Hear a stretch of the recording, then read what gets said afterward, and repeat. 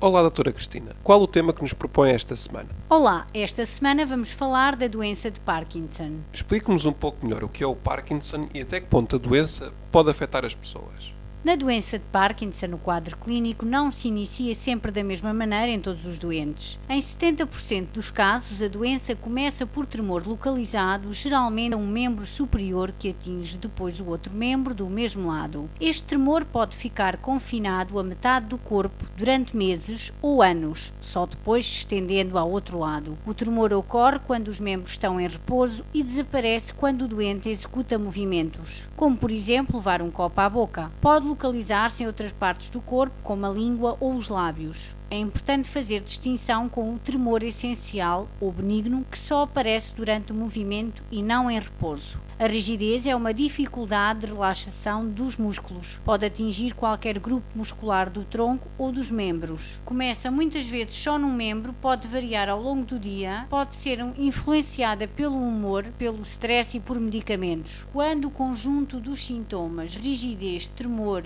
e bradicinésia está reunido e ainda se junta uma alteração da postura com inclinação da cabeça e do tronco para a frente e um caminhar com passos pequenos e arrastados, o diagnóstico é fácil de fazer mesmo por alguém não médico. Mas no início da doença, nos casos em que esta começa por rigidez e bradicinésia sem tremor, o diagnóstico é mais difícil de colocar. Pode ser um processo doloroso para o doente e a família que assiste diariamente a essa degeneração? Sim, e além disso importa conhecer o peso que a doença tem em termos de saúde pública. Em Portugal existem 2 estudos epidemiológicos de prevalência que apontam para a existência aproximada de 12.000 doentes. A doença pode manifestar-se pela 5ª ou 6ª década da vida e só excepcionalmente mais cedo, constituindo esta só por si um fator de risco.